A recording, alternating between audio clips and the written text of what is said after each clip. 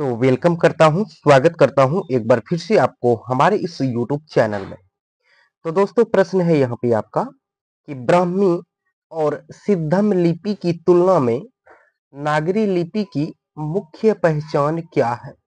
ठीक है, कौन-कौन सी लिपि? ब्राह्मी लिपि और सिद्धम लिपि। ठीक है, ये दोनों लिपि की तुलना में जो है नागरी लिपि का मुख्य पहचान क्या है? देखिए नागरी लिपि इस चैप्टर से ये प्रश्न को लिया गया और ये प्रश्न एग्जाम के व्यू से बहुत ही ज्यादा इंपॉर्टेंट रहता है। सो बने रहे हमारे इस वीडियो में शुरू से लेकर अंत तक। चैनल पर नए हैं तो हमारे इस चैनल को सब्सक्राइब और बेल आइकन जरूर दबा लें।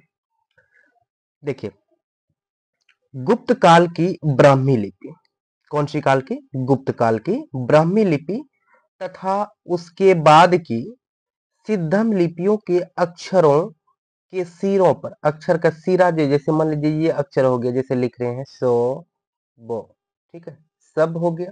ठीक है, सिरा मतलब हो गया ये ऊपर में। ठीक है, ये ऊपर वाला लाइन को ही बोला जाएगा क्या चीज? सिरा। तो गुप्त गुप्त काल की ब्राह्मी लिपि तथा उसके बाद की सिद्धम लिपि के अक्षरों के सिरों पर छोटी आड़ी लकीरें या फिर छोटे ठोस तिकोन होते थे। ऊपर में छोटे ठोस तिकोन होते थे, इस तरह का तिकोन मतलब तीन कोण वाले को बोला जाता है तिकोन। ठीक है, छोटे आड़े या फिर क्या होते थे? ये तिकोन होते थे। लेकिन नागरी लिपि की मुख्य पहचान यो है, लेकिन नागरी लिपि में ऐसी बात नहीं है। नागरी लिपि का जो है मुख्य पहचान यह है कि इसके अक्षरों के सिरों पर पूरी लकीरें, यानी जैसे मान लीजिए यहाँ पर ये अक्षर है हर्षई सो को एक है इसके।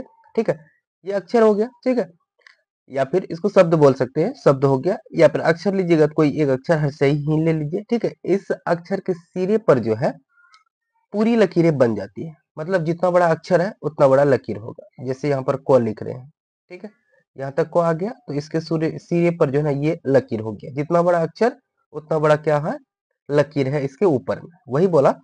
लेकिन नागरी लिपि की मुख्य पहचान यह है कि इसके अक्षरों के सिरों पर पूरी लकीरें बन जाती है और ये सिरों रेखाएं उतनी ही लंबी रहती है जितनी कि अक्षरों की चौड़ाई होती है। ठीक है, अक्षर जितना चौड़ा रहता है उतना मतलब ऊपर में जो लाइन देते हैं, लकीर देते हैं, वो भी उतना लंबाई होता है। जैसे ये हो गया इतना लंबा।